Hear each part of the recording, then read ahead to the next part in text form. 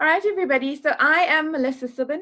My business name is Happy Factory, and I don't have any staff members.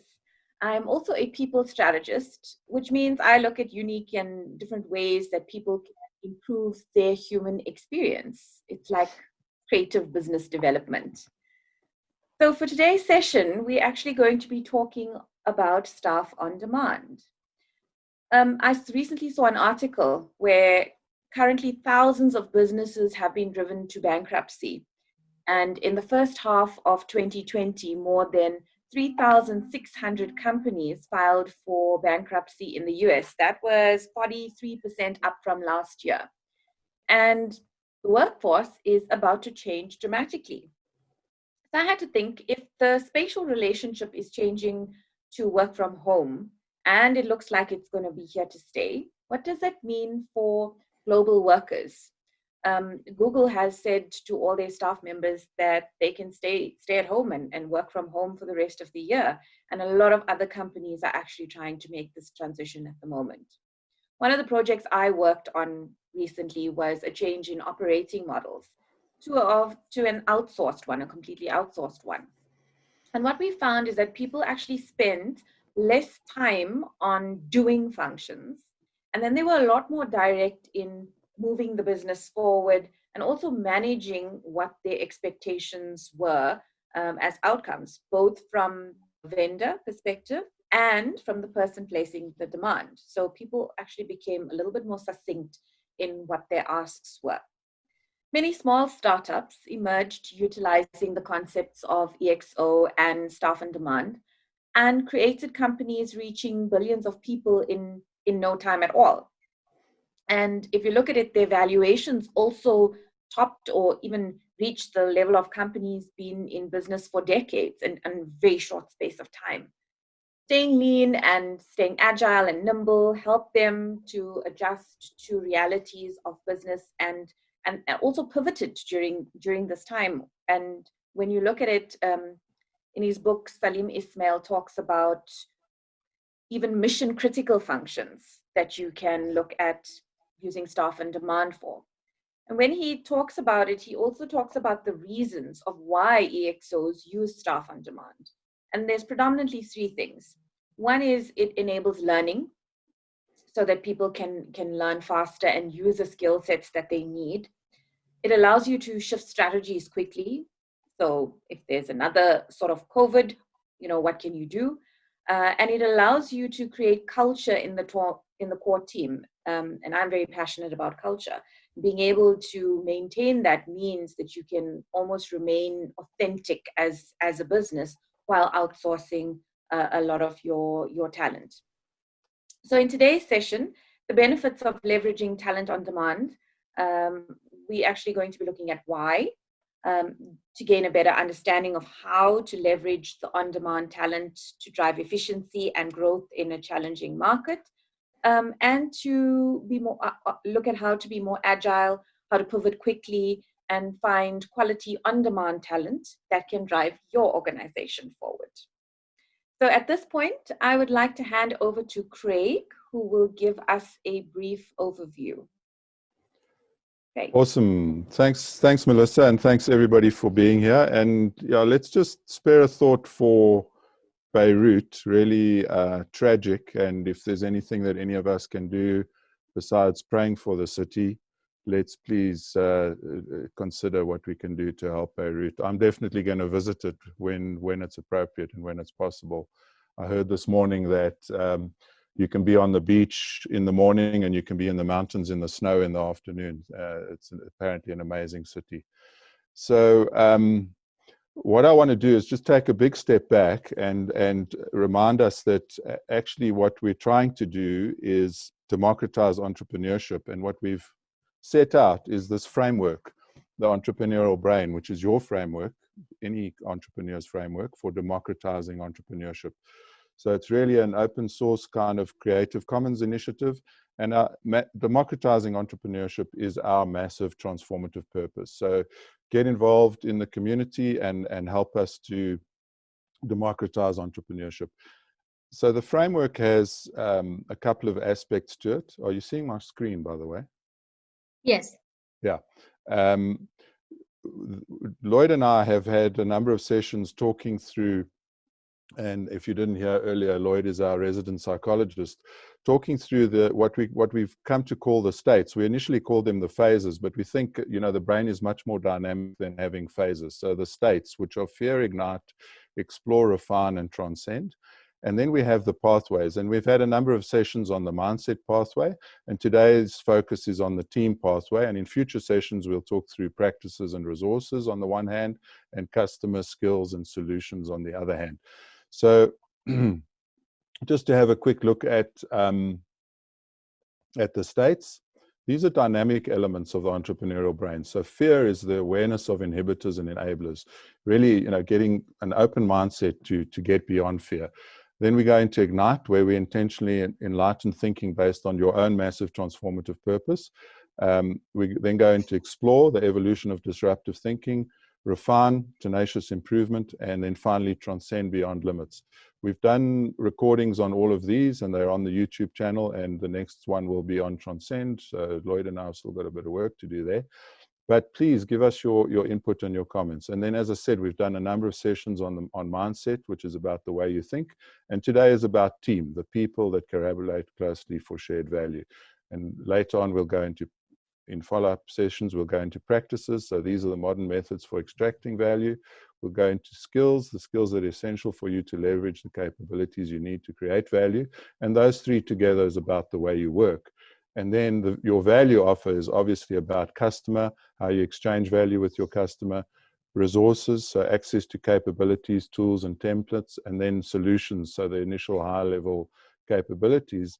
These days, anything as a service is available out there. So in the same way as you can leverage staff on demand, you can actually leverage software as a service on demand. Cool. So that's my overview of the entrepreneurial brain. And over to you, Emma. Thank you. Thanks a lot, Craig.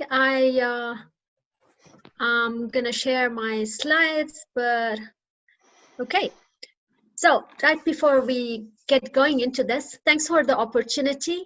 I know that most of you are here because we are basically all living in this current situation together. And the funny thing is that we speak about disruption that is happening because of the current crisis. And businesses are disrupted in so many ways. But one thing is really common when we talk about the current situation and the disruption that is happening, is that one disruption is common, which is the disruption of our mindsets and the disruption in the way that we work and we approach work. The thing that is in common across the whole world is the disruption in our mindsets, and it's the disruption in the way that we work. And this is impacting a lot of people, whether they are employees or staff on demand, as we call them, independent contractors, or business owners, small business owners, entrepreneurs, big business owners. Google just decided that they're going to keep everybody at home until mid-2021, which gave a lot of clarity, because now everybody is clear that we're going to be working from home for like 1 full year now, right? And this, it causes like a big ripple effect. And this ripple effect is basically why you consciously or subconsciously are aware of what's going to happen and what's going to come, and you want to leverage on this opportunity to turn this current situation into a smart way of working and growing your business. And thanks a lot for coming. So this is where I would like to ask you, basically, where has any one of you used staff on demand? And this is where Melissa, can you help me out with the poll, please? Sure, I'm going to launch the polling, and you should be able to see it come up on your screens. So on-demand staffing is when you pick and choose people that are not working full-time with you, but based on certain skills. and you hire them and you get them to do some work for you. And this is where we would like to understand, have you done this before? Have you tried it? And will you consider using staff on demand today, as it is today, with the knowledge that you have? Okay, so 92% of the people have voted. And so the first question, do you use staff on demand? We have 33% that said yes, 67% that said no. And Wow. Okay, perfect. So this means that we have a good split of 1/3, 2/3, right? So we will get impact from this interaction together. And let's see later on if those of you who didn't try it yet will be trying it soon. The great thing that I can see here is almost everybody, actually 100%. So 100% are willing to consider staff on demand, which is amazing. I'm going to end the poll. Should we end it now, Melissa? Yes. Perfect.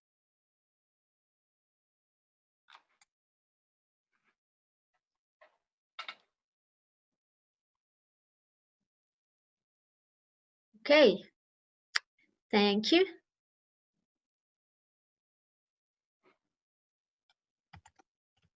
So let's get started, guys.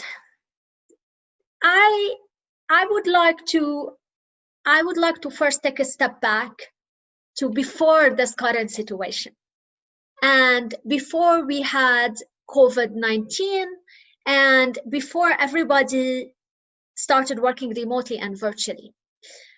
And I'm not sure about you, but a lot of businesses were very skeptic about hiring people virtually or working remotely in whichever way or form. And a lot of the reasons, as per entrepreneur.com, were because of the different time zones. So when you are working with people that are on demand or they're working virtually, you need to adjust. So there's a lot of adjustment that you need to have there from a time zone perspective. The lack of real-time collaboration, because they are not with you in the same geographical location. You can't actually work with them all the time. A lot of businesses worry about information being misplaced, and with that comes the confidentiality and comes the work that is being done. A lot of traditional business owners think about a shared file, etc. They haven't been working on in the cloud. So this is all new stuff that they were delaying understanding it or getting a grasp of it. One more thing was the trust, because for you to be able to work virtually with somebody who you don't know yet, right? And you haven't connected with personally. So you need to have a certain level of trust in their capabilities and in what they are going to deliver. So that was a very big factor. The other one was the limited control on how they spend their time. So being an entrepreneur, you want to know that when you are putting your money in to get something done, you want to know that that person started working on it now. And I'm like that, and I'm sure Melissa is like that, and most of you are like that. We want to feel comfortable that, just when we agreed, the person started with the work. And this is difficult when the person is not physically present right next to you, or you don't have a contractual agreement with them, or you didn't hire them full time. But also that perception that if I am going to leverage on-demand talent, then I need a lot of tools, policies, I need training, I need technical skills, etc., which now we will discuss, and you will see that it's not always true. And as well, because we're too comfortable. So this is basically what drives everything else that we spoke about, is that for me to do that switch, to start leveraging on-demand talent, is basically a change, right? And then not everybody likes this change. So now that everybody is working remotely, people are starting to realize that actually it's not that bad.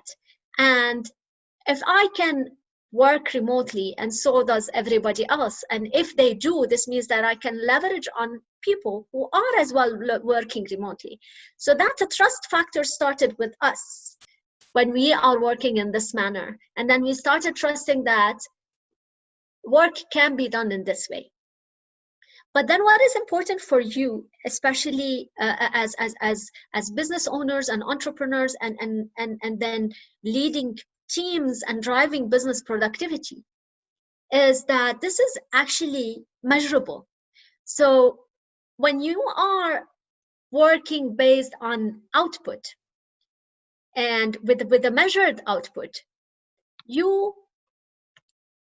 are 35 to 40% more productive, okay, when you are working remotely.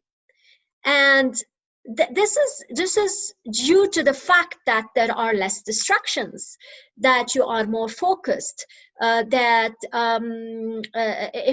based on the fact that you have all the right brief and you have the right tools, etc., then your productivity is much higher.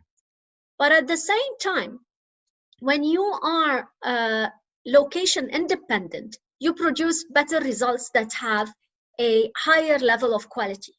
So remember how a lot of times when you are surrounded with people, you're working in an office space, etc., you do have you have to go back and write it and reread it to make sure that it is 100% correct if you are doing a proposal or you're working on something. And this study actually showed that there are 40% fewer quality defects when the person is working remotely. And the profitability for businesses is much higher. And it's much higher because they don't have to hire a full-time person and have that person on the payroll 100% of the time, but as well because they need less office space. And this is very important for entrepreneurs as well. So what is on demand? And it's important for us to understand exactly not what is it and how we use it. Yeah. So on demand is exactly as the word actually describes it. Means I leverage on skills that are out there and I bring them into my business as and when I need them. So it's new ways of filling a critical skills gap while staying lean. So I'm going to give you a simple example that two members of this team actually is experienced together. So Nick is into marketing. Yes, Nick, hi. And I needed some work to be done, and I agreed with him, and then he actually helped me out. So in this current scenario, I am not a marketing expert, I'm a business owner, and I leverage on Nick's expertise in order to help me out. Okay, so I plugged in that gap of skills that I have within my team while I stayed lean. So we call this the phenomenon as the agile talent. And it's basically, in simple terms, using outside expertise, whatever that outside expertise is. So, and sourcing talent from the cloud. The reason why I say from the cloud is you're going to see that later, that it's not as difficult to find this talent. And let's keep that in mind. So how does it really work? Agile talent as the exception. So when we've been working as within a structured environment, and as business owners, a lot of times we think about, okay, so what is really my budget? I need to hire people within my team, and this is what stresses us out, because it causes us stress, because I need the budget to hire the person. That person is going to be my responsibility I need to make sure that their time is filled 100% of the time, right? And I start thinking, if I have work for them today and I'm earning today as a small business owner, what if tomorrow I don't have work for them? And what if tomorrow I can't fill up their time, or I cannot actually pay them? So this is where the stress comes in. And then we start thinking, okay, if I am a small team, then let me use agile talent as an exception, which means every once in a while, if I need something to be done, I need to market something, then I will reach out for an agile talent who has the depth of expertise in marketing. If I need a job description drafted, then I reach out to somebody who has the depth of expertise to help me out to draft that job description, etc., etc. So the examples are very numerous. So I can adopt this particular way of working, which is I do that once in a while. The other one, which is staff augmentation and more strategic augmentation. So as a business owner, you say, I know that I'm going to be needing those particular skills, and I need to ensure that I find those skills wherever they are in the cloud. And I need to, and then this for me becomes my bigger team. So as let's say if you are an entrepreneur and you are a tech entrepreneur, you need somebody to help you out on your user experience on your tech platform. You need somebody to help you with the development and further improvement and optimization of your tech platform. You need somebody to do your accounts. You need somebody to do your marketing. And then what you do is you line up people that are in those areas of expertise. And then for you, this is your bigger team. That's your team that is out there in the cloud that you can reach out to as and when you need it. The last one, which could be a transformational approach that you can use. And this is where that will be your new way of working. So completely new way of working, which means that you have a team of 2, 3, or 5, or 10 people, and this is your core team, and you decide that this is my core team as a business, and I'm not going to increase that. And for me, I'm going to leverage on on-demand talent in each and every area, and that becomes your new way of working. That's your workforce. This is your approach. And when somebody asks you how big is your team, you can't actually answer them. This is when you say, I'm proudly say that I'm a core team of 5 only. Remember in the older days when somebody asked you if you're working alone or how many people you have in your team, some of us used to feel shy. We're only 2.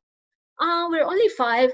Actually, today, if you say we are 5, but we have a workforce of 50 that is up in the cloud, and this is our augmented team, then you are the smart one today, because this is the new way of working. So my question to you now sorry, is, Emma, before you yes. go there. Yeah. So there's a question from Gwen, sorry, to jump in. From Gwen Foster. What about labor laws?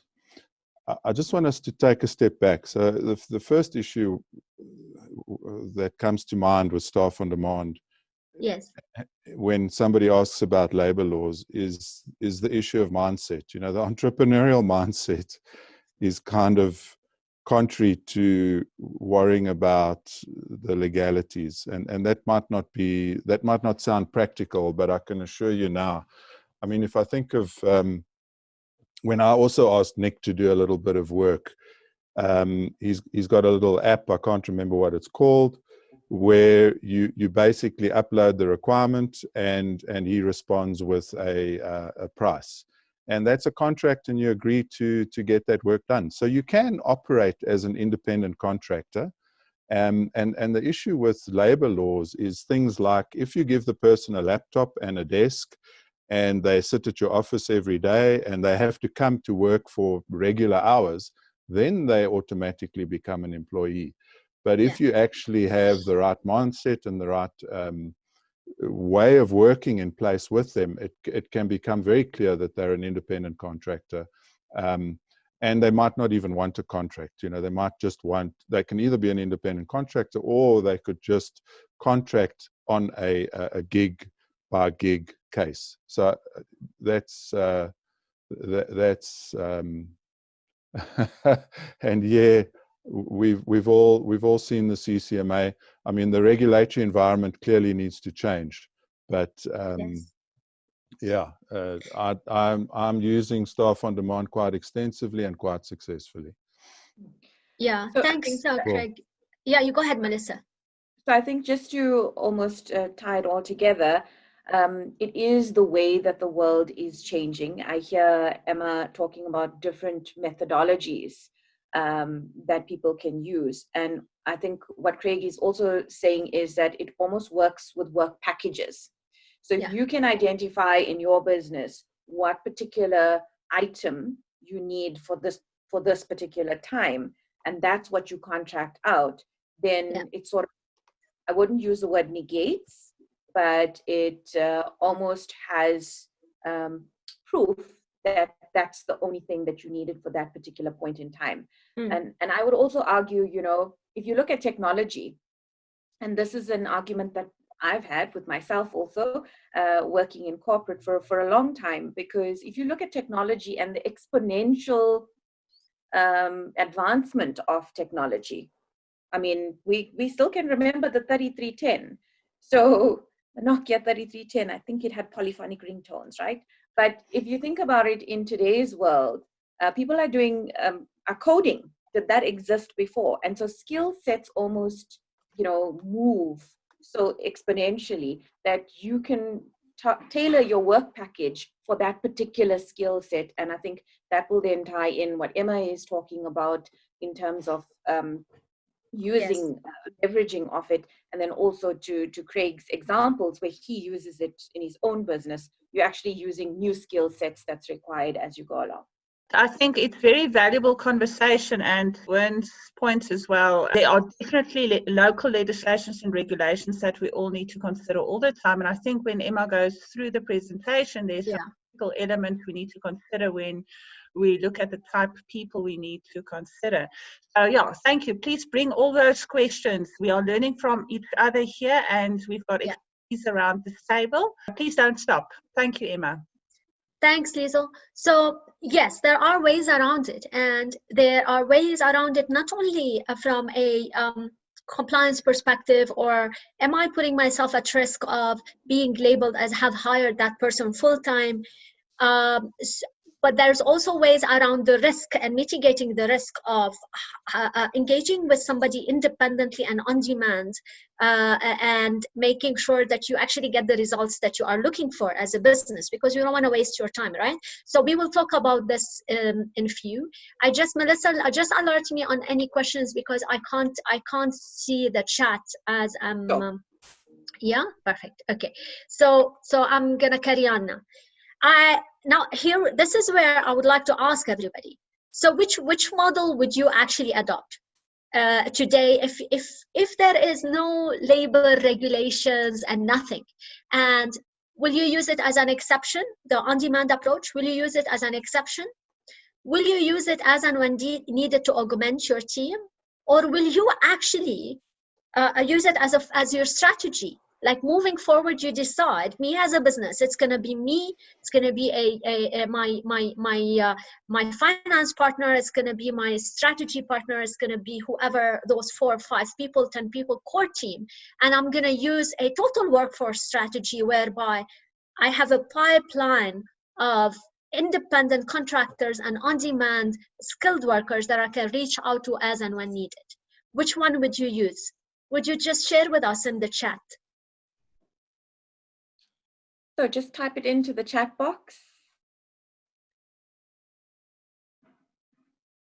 So just put, I actually numbered them 111. That's not smart of me.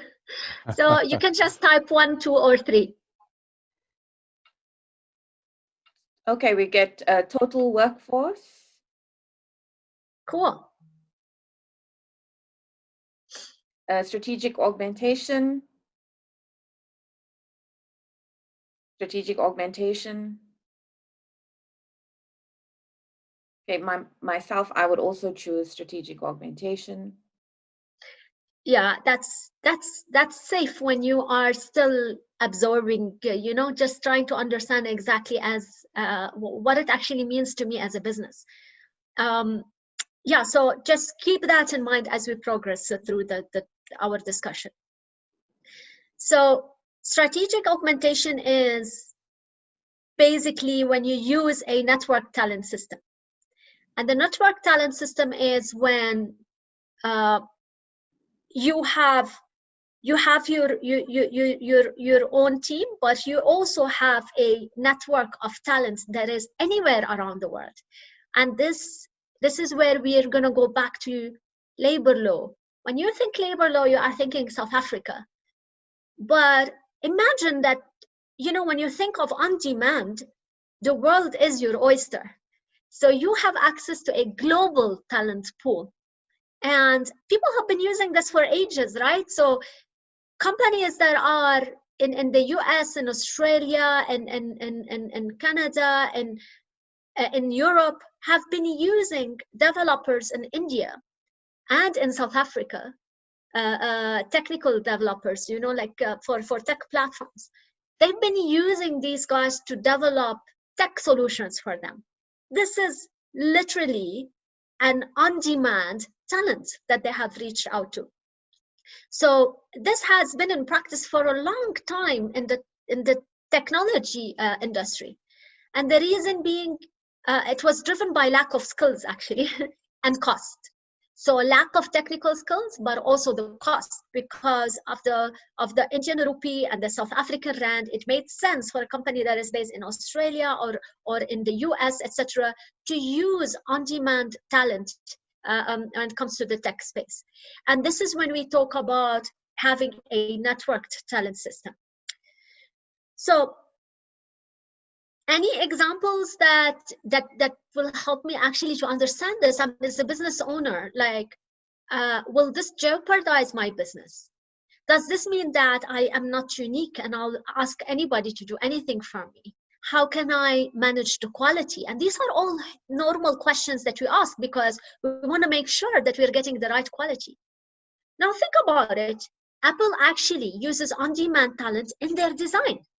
I mean, I'm sure Apple can afford to hire designers, but they don't do it because why would they? So the question here, the reverse question, is exactly as what Craig said. It's all about the mindset. Why would I hire that person 100% of the time when I need a specialized designer skill and I can find the right specialist skill at the right price for that moment in time? So Apple, funny enough, they use on-demand talent in design. Rolls-Royce Aerospace, they use on-demand talent in engineering. And Workday, they use on-demand talent in system implementation. So guys, you're not the only ones, yeah? Big names and big companies are leveraging on this. They've been using this for years. And nobody can actually argue that Apple is making a lot of money and they are profitable, or Workday is profitable. But also, the thing that we all know about Workday is they are quick at releasing new features. They are quick at responding to the company's needs. When you are doing a Workday system implementation, they will tie you up with the closest people to you in order to help you out, but they are leveraging on these talents on demand. So, Craig, do you want to add in there?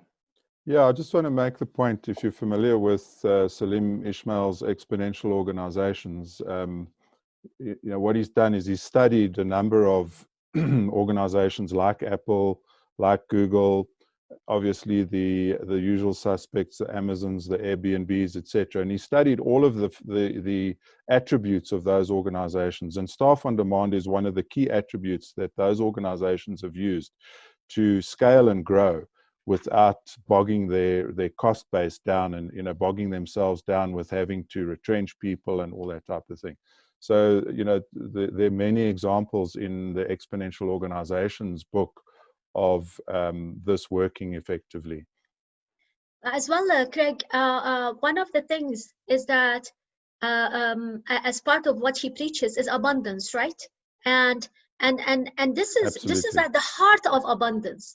Like, imagine you as a business owner, as an entrepreneur, as a senior exec, as a CEO.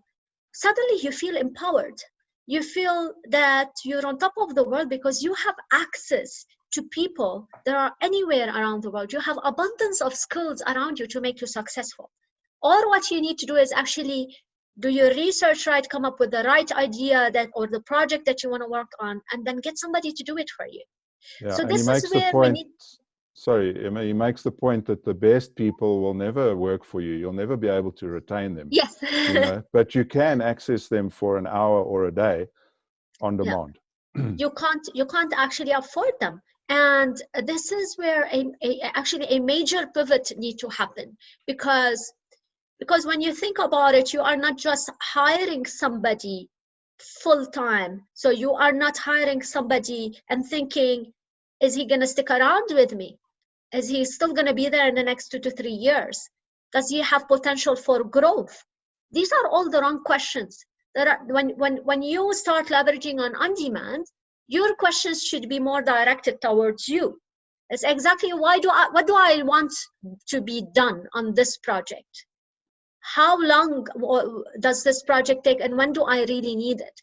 What type of skills do I actually need? It's not about the person anymore. It's what type of skills that I need on my project.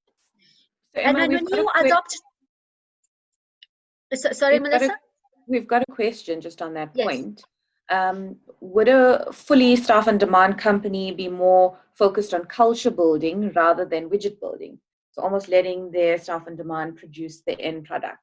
I think that's what you're talking to at this point in time. But would is a full on-demand company be focused on culture building? Then? Yes. I didn't. Rather than widget building. So Okay. building an app. When you, I didn't quite understand the staff on demand company. Yeah, maybe Nick can clarify what he's saying there. Is it Nick? Yeah. Yes. Okay. So just a question that normally plagues me a little bit that I get asked a lot also is that a company that uses a lot of staff on demand, would they be more focused on building those guidelines and those policies to help empower their staff on demand guys that they get in? Or would they be more focused on building a good quality product at the end of that value chain rather than trying to build up that capacity to produce that? Okay. If that makes sense. Got you. So would they be focused more on building a culture and building that, that engine rather than building the end product, essentially? Okay. So my answer to you on this, it's twofold actually. You need to take care of both, right? So first of all, you focus on getting things done. So that's your shift. Okay. So originally you used to think I need to get the right person, which is correct if you are hiring somebody as your core team. When you are leveraging on-demand stuff for you to get things done, your focus mainly is on what do you need done and what is your project, what is your end product, what does success look like to you, right? And then you need to be clear with the person that you are hiring on demand. Remember, the person who you are hiring on demand is as good as your own brief. So if you are clear on your own success and what you want at the end of this transaction, then that person, keeping in mind that person has the skill, they'll be able to deliver on that particular project. Culture, yes, but as well, this is where the mindset comes in. So if you have if you have a team and you are working with a team and you are leveraging on-demand talent because you have a skill shortage on your team, or your team is stretched and they cannot deliver, and you want to bring in somebody to help, you need to ensure as well that the people on the inside don't feel threatened. And I get asked this question a lot. So it's your own mindset, but it's the mindset and the culture of your own team that you need to change. They need to feel that this is a staff augmentation in order to make them look good, in order for them to deliver on the projects perfectly. Let's use this as more as a knowledge transfer as well. Me being a team member, I can learn from the on-demand staff. But if I start thinking that, oh, later on they're going to get rid of me because this guy is really good, then this is a problem. So it's twofold. Yeah, and I think mindset again. I mean, and Yes. if your organization has a massive transformative purpose that attracts a community that wants to, contribute to that purpose, you're going to get the right mindset, and you're not going to get people being concerned about, you shouldn't be the smartest person in the room. You should attract smarter people, like we're trying to do here. Exactly. And the reason why I said I get asked a lot, because with One Circle HR, we are an on-demand platform for HR consultants, right? So the question that I get asked a lot is, do you face challenge with HR heads and CHROs, etc., and HR teams that you are pitching to use your platform? Do they feel threatened by the independent consultants? My answer is always no. Actually, they shouldn't. It's not normal for them to feel threatened. They should feel empowered, because suddenly they have access to all of those people to get things done, and you take accountability internally. So to go back to our discussion, this is where we move into, and this is where the question on labor laws and all of that becomes even more interesting. Because if I can leverage on staff on demand and work with them virtually, then this means it doesn't really matter where they are. They're based in South Africa, they're based in India, they're based in Brazil, they're based anywhere around the world. It doesn't really matter anymore. And I can just reach out to those people. Again, the talent mindset. So this is the shift in our fundamental understanding of how can I get work done. I can get work done quickly today if I adopt this open talent mindset. So there's a lot of hype on demand. Like today, it's the big thing, it's the big buzzword, right? And now everybody is feeling that that fear of missing out on, is there something out there and I need to learn about it? Because now it's becoming the new normal. So, which means that me as a business owner and as an entrepreneur, I want to be part of that. I want to learn how to leverage on this new hype and how to bring in that creativity into the way that I work.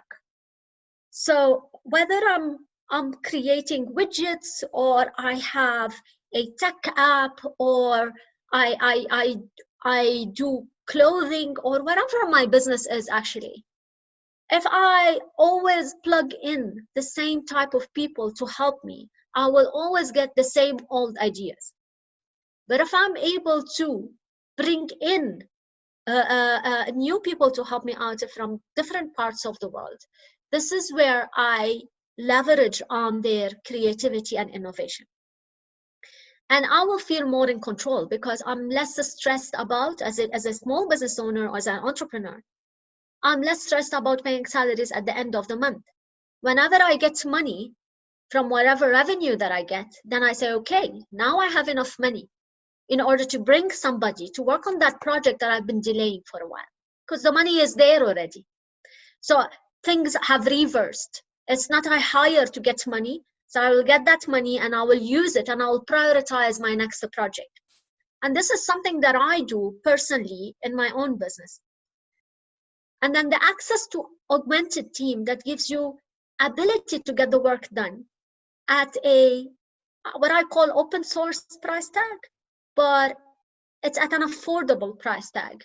because those people, you can actually negotiate with them directly. You can work out a pay on deliverable, but as well they might take the risk. So one of the things that you can do is you can have that person deliver whatever project you have in mind, and based on the success and the revenue that you get out of that, you give them a portion out of it. Okay, so that's a different way of thinking. And I'm going to use an example. So when at One Circle we launch something new, and then we get somebody to help us out on the marketing, for example, always remember the marketing is not about the nice glossy pictures. It's about the traction that it brings you from a business perspective. So we agree with the on-demand talent who's helping us to market on a certain chunk of the project payment fee that is fixed, but the rest is actually variable depending on what's the revenue that we're going to get out of that campaign. So, and this is something that you can use. These are ideas that you can use with your own on-demand talent that you are hiring. Does it make sense, Melissa, what I'm saying? Cool. 100%. So you today as a business, what you're looking for, all of you, and I'm sure, and because this is based on studies, is that today businesses, they're looking to get good quality, but is that it's fairly priced. Nobody wants to pay more anymore. And we all need the flexibility. We want to scale up and down as and when we need. We want to do things quickly, because today, if you don't get things done quickly, you are way behind. Look at all of those delivery apps that are in South Africa. Today, they did tie-ups quickly with Macro, with Woolworths, with Zulzi is a great example of flexibility, of speed. You know, they messed up our orders at the beginning so many times, and I'm sure a lot of you experienced this. But they reacted quickly. They were flexible. And compare that to the alcohol app. I don't know if you guys have experienced that. By the time they fixed their app, the ban on alcohol returned, so they lost. Yeah. So this is an example of another side of what we're talking about. Instead of them leveraging on that time, they hit a technical problem on their app, and then by the time they fixed it, the ban actually returned on alcohol. So they lost on a great opportunity. So when we think about flexibility, speed, and fairly priced quality as a business, there's something very important we need to keep in mind is sustainability. Hiring people full-time is not sustainable, but leveraging on a network of on-demand talents that can help you out is sustainable. So this is where your adaptability becomes a differentiator. Now, based on what you said, Melissa, at the beginning, is that this is where you move from hiring for roles to looking for skills. So usually when you are, when you want to hire somebody who with the senior technical skills, you look for a CTO, or with somebody to do your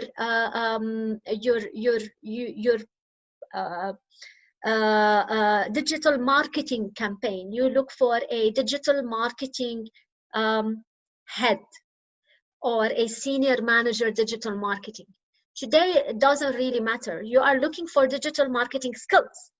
And specifically, you might look for digital marketing skills of somebody who worked in your line of business. And this is your question, is that I don't care where you are based, what's your gender. There's no bias in my selection. My only bias is skill-based. Can you do this work for me? Have you done a similar project? So, and that brings in along with it a lot of problem solving, because that person has experienced this before. So they will be able to troubleshoot as they are working, because they've seen all of that they have dealt with it. And then again, I would like to focus more on injecting your projects with freshness of thought, because that's really important. And a lot of people underestimate that impact. When you talk about on demand, they think about cost. But what is more important, because on demand reduces your cost, but on demand increases your performance, your speed, and the creativity of the ideas that you put out there when you are getting your things done. And this is what drives your business. That's what drives your revenue. It's not reducing costs. What drives your revenue is the quality of the products and output and services that you are putting out there, and quickly, right before anybody else. So this is, it's funny because then you think, okay, so how does my business structure look like? You know, for all small business owners, entrepreneurs, startups, one of the things when you are looking for investors and they ask you, okay, how does your structure look like? And I always I struggle with this, because we're a core team of few people, but we have around 35 to 40 people working with us. So how can I put that on a structure? And as a business, I'm as strong as the on-demand people that I connect with, because they can help me out. So how does your structure look like? This is where your structure starts being built around collaboration. So you can't say, okay, I'm the CEO, I have all of those people reporting to me, and then underneath them there are those people reporting to them. It doesn't work like that anymore. The way that it works is that it's an ecosystem that you are building within your business to support you in a glance, that is based on collaboration. The good thing about that is that the decision making becomes equally distributed, which means the decision making becomes more of the collective decisions or views on that particular project of your people that you pulled in to work on it. So that puts you under less stress as a business owner, because a lot of times we think, I'm not sure if I'm making the right decision here. But when you bring in seasoned people with depth of expertise, they help you make the right decision. Sometimes they even make the right decision for you. And then your structure becomes based on skills. I always need people in technology. I always need people in marketing and digital marketing. I always need people in finance and accounts to help me out to do some financial modeling, for example, on a product that I'm launching. So this is then there are no roles in your structure. It's more around skills, and you build your pool of people that you can reach out to as and when you need around skills. So basically, in a nutshell, you need to intentionally decide that today I am going to use a staff on demand, right? It's not that it happens, maybe, I'm not sure. You need to have this intentional shift in your mind. So do you have any questions, Melissa? Do you want me to stop? I can see.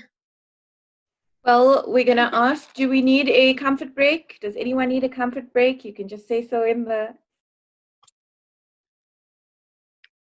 I think we should Carry on. proceed with Okay.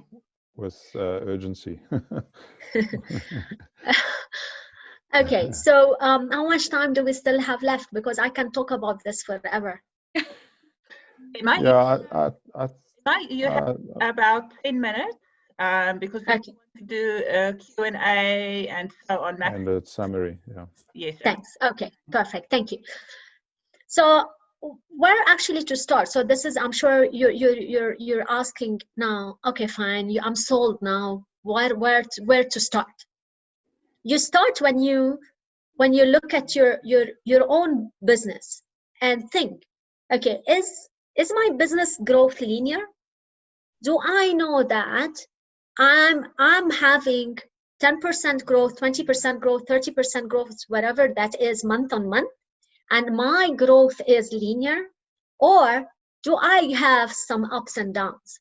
So whether because of the economy, whether because it's seasonal, or for whatever other reasons, right? So supply, demand, lack of raw material, whatever that is.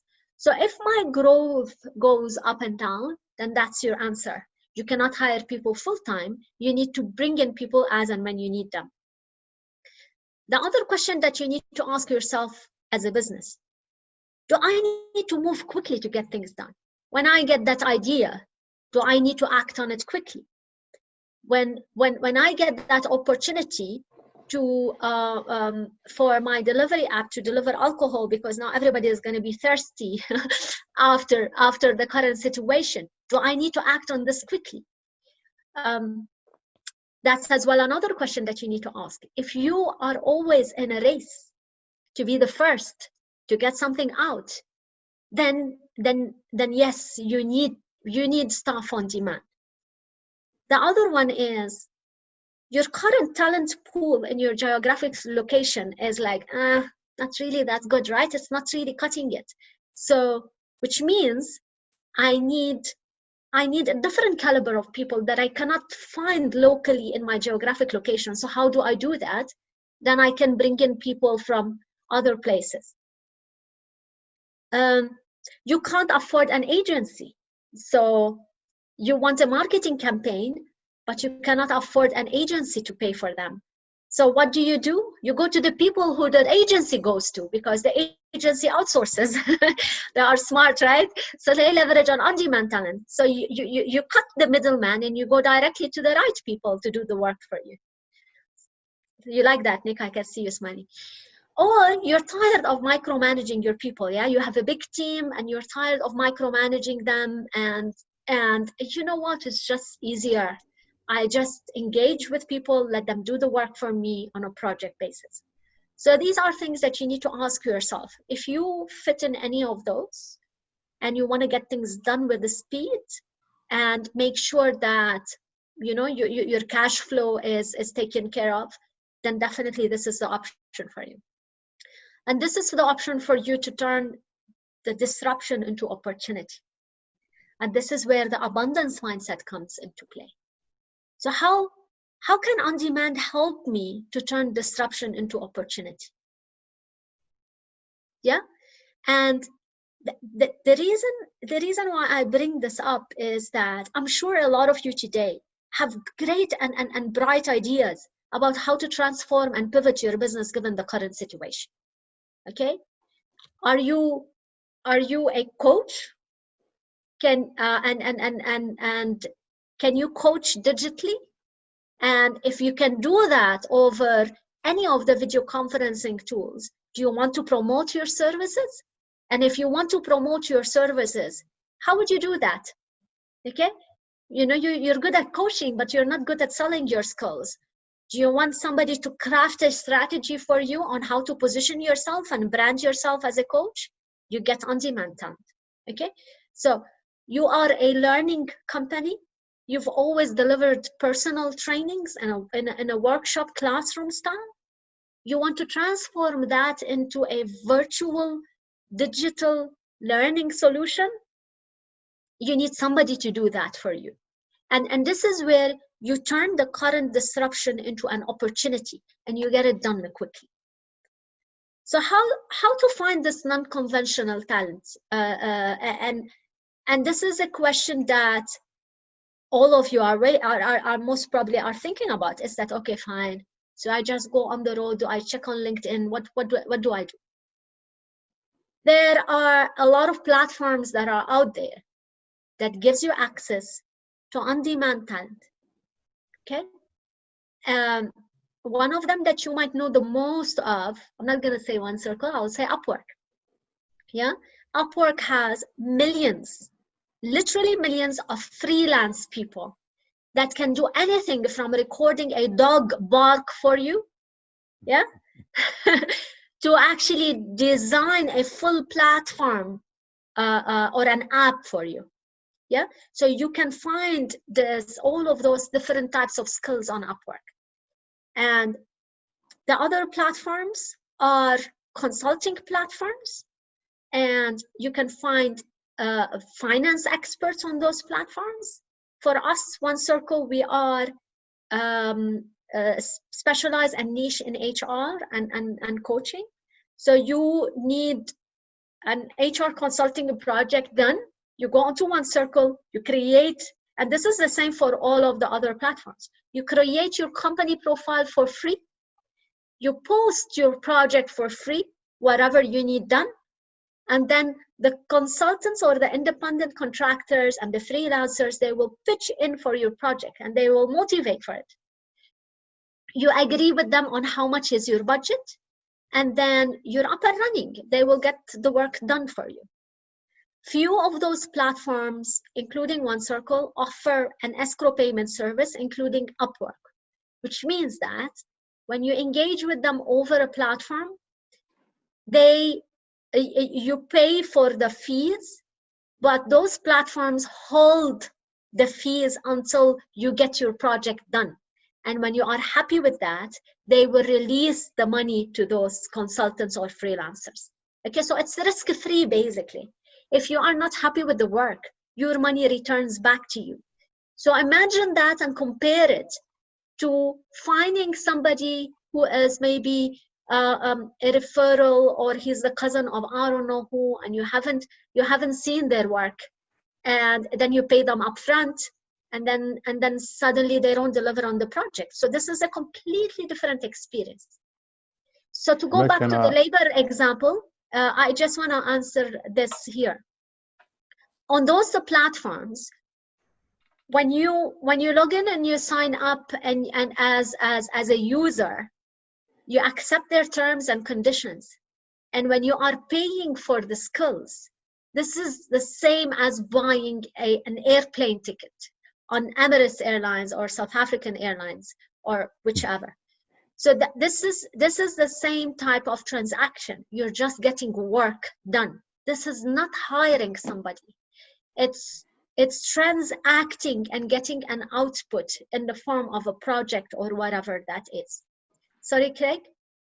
No, that's exactly right. And I think, one of the fears that people have with engaging with these kind of platforms is the unpredictability, and lots of people have had lots of bad experiences with things like Upwork, Yes. where you just get some random person. But part of what happens is it becomes self-regulating, so same as a bad Uber driver doesn't get more work than a good one. So there's that to it. The community actually starts to help you find the best people on the platform. And the other thing which is quite unique to One Circle that we've collaborated on is having an advisory space that Emma calls a yellow room, where if you're not sure, how to pose the piece of work that you want to, how to post it and how to set it up, we can provide an advisory space where, so instead of providing a standard tender, we actually help you to craft the requirement. So for example, we're working on, and we really are passionate about how digital transformation affects people and how the future of digital affects people, and how important it is for the people aspects of business to be front and center, so that we're actually, as we're doing more digital, we're being more human and we're able to maintain our humanity. So the impact of digital on people is one of the things that we're collaborating on, and we'll use yellow rooms and we'll put out requirements to explore that. So it's quite unique from that perspective. Thanks, Craig. So, As well, Emma, this is, yes. We're going to ask you to round up now for us.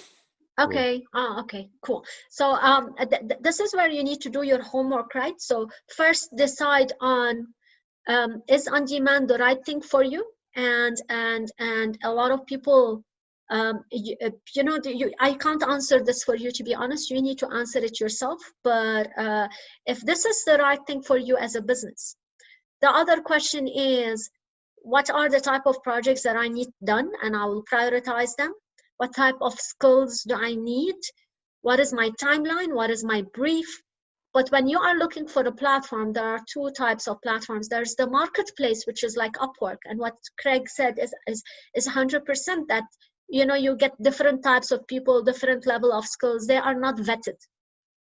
But you have the safety of payment, and this is more of a talent platform, or the talent market, or the platforms where they actually vet the talent, which means, you know, that whoever is featuring on the platform, they've gone through a vetting process. They are actually real people with real identities, with real banking details, etc. And it's easy to do that because Upwork actually promotes it that they are a talent marketplace, whereas the other ones are more of platforms. So I thanks for alerting me, Melissa. So we will maybe look into some of the questions, but now can we ask everybody in another poll? Will they still use on-demand talent after we had this chat together? Because it was surprising that everybody says yes, 100%. So after this and after making it that easy, will they still use staff on demand? Yes, 100%. Okay.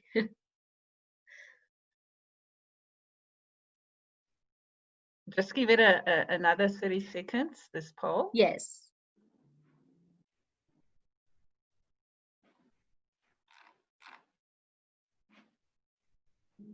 Notice even the first question has changed, because maybe you have used on-demand talent, but you didn't actually think of it as classified as on-demand.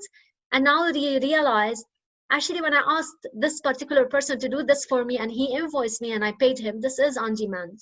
But it's just that it happened that I know him personally, or he's in the same geographical location. But the same applies when it's somebody that is in a different geographical location and I work with them virtually. Perfect. Thanks. Okay, I'm glad that we helped actually, and that most of you are going to start working more efficiently with a higher speed and leverage on people with depth of expertise that are out there. You need to stop using the jack of all trades who can do everything for you. That old mindset mentality that our parents and grandparents had, where you know, just go to X, he will make a plan, right? He'll make a plan for you. You don't want somebody to make a plan. You want somebody who has done that and done it for 10 other companies, and then he will do it for you so quickly with a great turnaround, with less mistakes, because they know their thing. So yeah, that's it from my side. So what now, Melissa? Thanks so much, Emma. I particularly loved, you addressed the two concerns that I think majority of the people have around time zones, confidentiality, and I think trust also came up. And then I also loved the statistics that you gave, where you said 40% fewer quality defects in work when you look at leveraging on-demand talent. And then also the way of the future, where we've got to move from hiring for roles versus hiring for skills. So I'm going to hand over to Craig now. Craig, if you could just do a quick sum up for us. May I make a recommendation, Vanessa, before we get to the summary, because the Q&A session might influence Craig's summary as well. So okay, great. If we can do like a 5 to 10 minute Q&A, please. Thanks. So I like this question. Sorry, I jumped in. I like this question from Gwen because I'm really passionate about this. She is talking about developing talent and capabilities. So the youth in rural areas as an example. Okay, so also addresses education skills and access to equipment and ground up education and setting standards so that skills are predictable. Okay.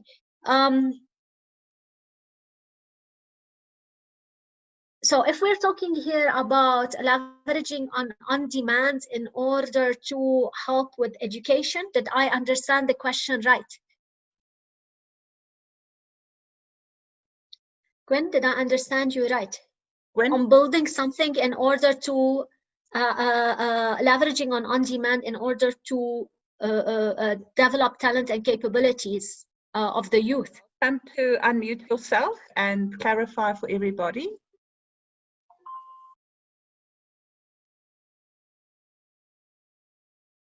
Gwen, can you unmute yourself?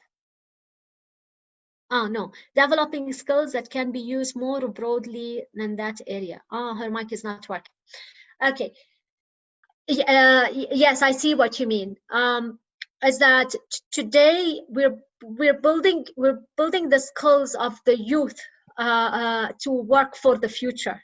Right, so I get where you're going with this from a digital perspective and from an on-demand mindset perspective. And I've actually had a few discussions with UCT and UKZN University and University of Johannesburg very recently. They were very interested because what they're saying is that they are building the skills of all of those young people when they get into university. But what happens is that their thinking is always that after I finish university, I'm going to go into a traditional job. And during their years of education, they are always daunted with the fact that I'm going to finish university, but there are no jobs out there. We have very high unemployment rate. And will those businesses create those job opportunities for me? So those universities are actually thinking today that how can we, and this is why I got involved with them, how can we help those young people to think broadly, to think that I am studying here, but the world is my oyster. I am studying here, but I'm going to be featuring on all of those platforms to sell my skills and to learn. And part of the things that we are doing now is that we're working with them to discuss basically how are we going to help them intern through doing projects on platforms like One Circle and all the other ones. So basically, as a business, instead of UKZN University going and talking to that business and that business taking the intern full-time to go physically present there, how can that business post a project and get that student intern to work on it virtually, because this is part of the experience. And then this is where the mindset of the students shift and they start thinking abundance. They won't be studying and worried about finding a job in 3-4 years time. They're going to be thinking, man, I'm going to be able to work on projects that are based anywhere around the world. And I want to do that because it's very easy, it's very simple, and I have done it in my internship. So this is where we're heading with this, and I hope we can help. And I'm not sure if I answered your question. Yeah, and if I can just add very briefly, so Gwen, I mean, we share your passion. The state of the nation and the lack of opportunity, or the perceived lack of opportunity, is a crisis as far as I'm concerned. And so we really are trying to, we're starting with established entrepreneurs in terms of democratizing entrepreneurship, but we've identified that it's absolutely critical to democratize internet access, that we have to get internet access to be freely, easily accessible and available at an affordable rate. And just zero rating education sites is not enough, because the other thing that has to happen is you have to democratize education. So you have to make the information that is freely available on the internet, that people can learn from just in time when they need it, accessible and available as well. And we're working on that as well. Okay. Cool. Melissa, you're muted. Are there any other questions? I can see a comment on internships for 14-year-olds and above, entrepreneurship internships, yes. And actually Lisa, she's an entrepreneur just like all of us. And this is what she does for a living. She takes on youngsters from the age of 8 actually, all the way up, and she trains them on having an entrepreneurial mindset, and this is an amazing initiative. And she's actually based here in South Africa. I think now she's starting to do those workshops for the young virtually, but how to do that at scale, this is the big challenge. Okay, we've got another question. How would staff in demand enable or affect diversity and BEE initiatives? Okay, that's a tough one. Thanks, Nick. Good question, though. So I would like to take a step back. I'm actually having a discussion later at 5 o'clock today on that same subject, which is diversity and inclusion. So when we talk diversity and inclusion, we talk more around having this as within the DNA of your business and the direction of your business, and you need to intentionally think about it and ensure that when you talk diversity, you talk diversity of skills, backgrounds, cultures, gender, everything. Okay, so diversity is applicable on everything because it's just the collective of all of this that injects the creativity. So it's not about compliance, in my opinion. We need to start thinking more around, this is actually good for me. I need this diversity in order to succeed. Yeah, we need to get The other question is sorry, Emma, we need to get away from tick box compliance and get to yes, real empowerment, exactly, through the initiatives that we drive. Yeah. Exactly, and this is where actually I see this as an opportunity. So what I mean by that, and please bear with me here because I have limited experience when it comes to triple BEE, right? But the reason why I say I see this as an opportunity is that we don't need to wait for businesses locally to hire those people for compliance purposes. What we need to think is about developing their digital skills to make them available for the world. And this is where I think this is an amazing, super awesome opportunity. And I don't understand why the government doesn't push more on this. So I actually wrote a very stinky article on that.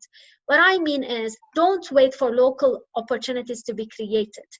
We need to think that, how can I empower those people digitally, provide them with platforms to help them to sell their skills to the whole world. And this is the different mindset that we are talking about. It's not about the small stuff, it's about as well the big strategies that we are targeting. I just want to mention a comment. Developed countries, they will appreciate that because developed countries really lack those skills and they need things to be done. Emma, I just want to mention a comment that Paul made. He said, we as South Africans that are really struggling in our economy, we must evolve to online and e-commerce immediately and offer our rainbow services, products, and skills to the rest of the world. I thought that was beautiful. So thanks for that, Paul. I see Paul has left. Should we wrap up? Yes, I think it's time for us to wrap up. Unless there are any more questions. So I did try and create a summary slide. I hope that, but please feel free to jump in if I missed something key. So at the beginning, we said 33% of us already use staff on demand, and many of us will try, and in fact, I think it was 100% will try. Work from home has made staff on demand real. So it's really, and I guess COVID has made many things real and has really awakened our need to change. So that's an interesting inflection at this point. The point about key specific expert skills just in time, so it's not about just getting marketing on demand or a big function on demand. It's actually more about the expert skill just in time at an affordable rate, for a very, very key piece of work that you get done a lot quicker. And, you don't have to wait for people to schedule the work, because actually all the people on these platforms are competing to give you the outcome that you're looking for just in time or as quickly as possible at the best possible rate. The regulatory environment is a hurdle, but can be managed. So, yeah, I mean, there's lots of debates about and lots of issues with staying out of the CCMA, but really we should be empowering people to earn dollars themselves rather than just be thinking, inside our own little cave, if I can put it that way. Then on the poll, strategic augmentation is preferred, was the general consensus. But you know, obviously you can get specific skills, and never mind just do strategic augmentation. Staff on demand is just one of the exponential organization attributes that goes along with abundance thinking. So, you know, if you haven't read Exponential Organizations from Salim Ismail, I highly recommend it. And if you haven't got the Kindle app, just ping me and I'll send you a link. You get the first book free. So it's a great read. And I see Brett Bowers is on here, and I remember him saying to me, it's the only business book that he's ever read twice. Because it was so interesting. And even for myself, you know, there were things there were awakenings that I had as I reread it and reread it. It's an amazing expose of the business models that it takes, and the attributes that it takes to be exponential. And it can work for a new business. So, and the thinking is that you only need to apply 4 of the attributes to begin to go exponential. So we'll cover some of that in future sessions. Adaptability is a key differentiator. So really, you know, Staff on Demand gives you that adaptability, that you can pivot quickly, you can rejig quickly, you can get the right skills in place quickly. Then On Demand increases creativity, performance, and speed. I think, you know, the speed is of the absolute essence today. Emma's example of the wine app. If you can't change and adapt quickly and effectively, you're going to be on the back foot. An open talent mindset is a shift from role-based to skills-based and interactions, and it's about the right mentality. So really, you know, the key here is, how can we help people develop the right skills? How can we help them maintain their humanity while addressing this digital thing? And I think mindset is fundamental to that, and we've spoken a bit about that. Then skills on demand rather than passengers on the bench. Those are my words. You know, one of the biggest things all these development shops have is how to increase, and consulting shops, how to increase their utilization, because they end up with people on the bench. And if you think about it, in many companies, you end up with lots of passengers. So rather go for skills on demand. So at the end of all of that, 55% of you will now use talent on demand. So that's, at least we've influenced you to some reasonable extent. I hope you enjoyed this, and thank you so much. Thank you, Emma, for all the work that you put into this. Thanks, Melissa, for facilitating, and Liesel, you're always a stalwart in the background. Craig? And thanks for joining us. Craig, no. Oh yes, I've left something out. Liesel's about to remind me. So next steps, if we go back to the pathways, I'll bring it up in a sec. I'm just trying to get to the right place here. We go back to the pathways, and I'll just share my screen quickly. So as you saw, are you seeing my screen? Yeah. Yes. Yeah, so as you saw today, we focused on the team aspect. So future workshops will cover the other pathways. So we're in the sort of the way you work phase. So we will go into practices and skills. I think we're following this sequence. So practices in an upcoming workshop, skills later, and then the value offer one. So customers, resources, and solutions in upcoming workshops. What we're also doing, so the point of this board is it's capturing all of the fundamental concepts of the entrepreneurial brain. So every time I come across something, I think of something, I have a discussion, we have these kind of discussions, something comes up that I realize is not on the board, and that could be on the board somewhere. And what we're doing with that is we're essentially creating, if you think about Spotify playlists, we're creating playlists of content that we're building out. And if we find that the content and the fundamentals of that content doesn't exist, then we're actually creating the content to support the concept. We're working with there's an exciting announcement coming up with a machine learning backend that we're going to be able to provide lean learning on demand with this playlist of content. And there'll be a free subscription basis and then a premium subscription basis as well. But obviously we want to democratize this as much as possible, because we really need people to understand that there are abundance of possibilities out there. In fact, think about exponential possibilities. So that's where we're going with this, is to build that out, democratize it, make it accessible, make it easy to use, and create the community that supports each of the fundamentals to coach people, advise people. What did you learn today? Post your video on what you learned today and share it so that everybody benefits from that. Anything else that I missed in the summary, Liesl? All good, thanks. All good. Cool. So thanks very much, guys.